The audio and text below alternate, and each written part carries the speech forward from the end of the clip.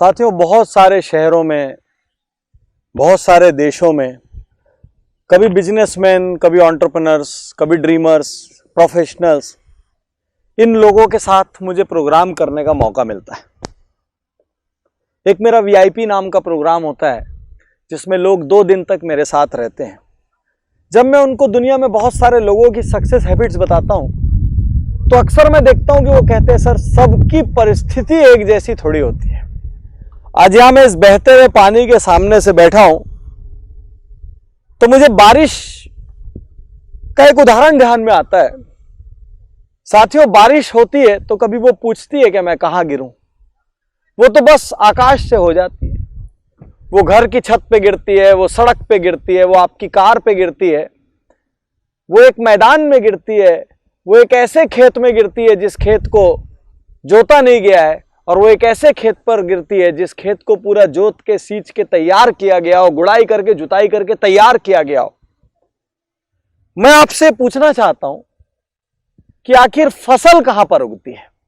कभी आपने सुना है कि किसी घर की छत पे बारिश गिरी और फसल उग गई? किसी कार की छत पे बारिश गिरी और फसल उग गई? किसी प्लेन मैदान में बारिश गिरी और खेत लहला उठा? या किसी बंजर खेत जिसको तैयार नहीं किया गया उसमें बारिश गिरी और फसल हो गई? साथियों, फसल खाली वही होती है जिस खेत को बारिश को पाने के लिए तैयार किया जाता है। यदि खेत तैयार नहीं होगा और वहां पे बारिश गिर जाएगी, वो जगह दलदल में बदल जाएगी।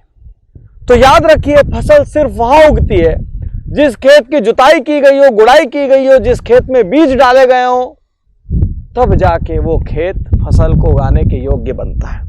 यदि सिर्फ बारिश की इतनी हैसियत होती कि वो फसल उगा देती तो साथियों अपने सिर पे फसल उग जाती जहां बारिश गिरती है। सिर्फ बारिश की इतनी औकात नहीं है, उस बारिश को पाने वाले की हैसियत क्या है। आज मैं यहां से अपने क्रांतिकारी विचार आपसे बांट रहा हूं। क्या आपको लगता है कि हर सैटरडे को मेरे मोबाइल ऐप उज्ज्वल पार्टनी पर लाखों लोगों तक ये विचार पहुंचते हैं, व्हाट्सएप से करोड़ों लोगों तक ये विचार पहुंचते हैं? क्या सबका जीवन बदलता होगा? नहीं।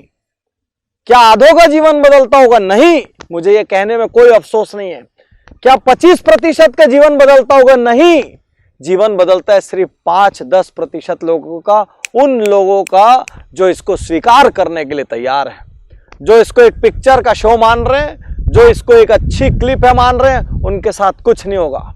जिनको ये सुनने के बाद बेचैनी हो जाए, जिनकी नींद उड़ जाए, वो परेशान हो जाए, वो रास्ते ढूंढने लग जाए, वो योजना बनाने लग जाए, उनके में बरकत होगी। तो याद रखिए, परिस्थितियां कुछ नहीं होती। मैं बता रहा हूं, एक जैसी परिस्थितियां 10 आदमी को दे दी जाए तो क्या 5 साल बाद वो एक जैसी तरक्की किए हुए मिलेंगे? एक माता पिता की मान लीजिए 3 संतान है, तीनों ने सेम चक्की की रोटियां खाई है, तीनों के लिए माता पिता रात को जगे हैं, तीनों के लिए अपने बजट में से कटौती करके उन्होंने सुविधाएं दी है, तीनों को एक जैसे स्कूल में भेजा है, एक जैसे कॉलेज में भेजा है, सब कुछ एक जैसा किया, तो क्या तीनों बच्चे बराबर तरक्की कर लिए? नहीं। किसी एक बच्चे पे माता पिता को गर्व होता है, कोई एक औसत होता है, और किसी एक के लिए पूरी जीवन भर वो चिंता करते रहते हैं। क्यों? जब घर एक था, जब परिस्थिति एक थी, जब आटा और चक्की एक थी, जब खाना एक था, जब कपड़ा एक था, जब घर का एनवायरनमेंट एक था, तो तीनों बच्चे एक जैसे क्यों नहीं हुए? आज मैं यहां आपको बताना चाहता हूं, जितने भी लोग परिस्थिति का रोना रो रहे हैं वो असली में अपने आप का सामना नहीं करना चाहते हैं। वो खुद को फेस नहीं करना चाहते कि मेरे में निर्णय क्षमता की कमी है, मेरे में डेयरिंग की कमी है, मेरे में गट्स की कमी है, मेरे में विजन की कमी है, मेरे में लक्ष्य की कमी है, मेरे को इनको सुधारना चाहिए, मेरे को बेहतर होना चाहिए। वो सिर्फ बच के निकलने की एक गली देख रहे हैं जिसको मैं पलायन कहता हूं। वो पलायन करने का रास्ता ढूंढ रहे हैं और इसीलिए परिस्थिति पे डाल रहे हैं। यदि परिस्थिति सब कुछ होती तो इस दुनिया में सिर्फ अमीर अमीर होता और गरीब गरीब होता। किसी गरीब को अमीर बनने की अनुमति नहीं होती। एक भी सक्सेस स्टोरी संसार में नहीं बनती, क्योंकि जो जिस माहौल में वो हमेशा वैसा रह जाता। लेकिन नहीं, यहां बड़े के छोटा बनने की भी स्टोरी है और छोटे के बड़ा बनने की भी स्टोरी है। ये स्टोरियां कैसे पैदा होती है? परिस्थिति होती और वही सब निर्णय करती, ऐसी कोई स्टोरी पैदा नहीं होती। ये स्टोरी इसलिए पैदा होती है क्योंकि हम तय करते हैं, परिस्थिति चाहे जो भी हो, हम उसमें कैसा निर्णय लेंगे।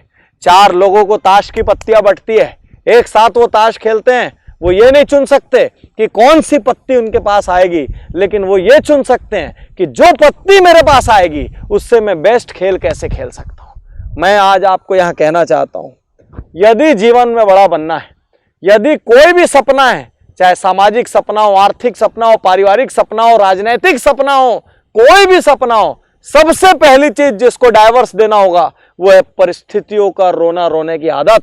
जो शक्तिशाली होता है वो ना तो बहाना बनाता है ना रोना रोता है, सीना ठोक के सामना करता है, जाके भिड़ता है, टकराता है, या तो परिस्थितियों को चकनाचूर कर देता है, नहीं तो नया रास्ता अपनाता है और अपनी मंजिल को हासिल करता है। रोना बंद करिए, रोने वाले आदमी का कोई साथ नहीं देता और परिस्थितियां कभी भी आपको अनुकूल नहीं मिलेगी। अनुकूल परिस्थितियों की कल्पना total wastage of time and energy है।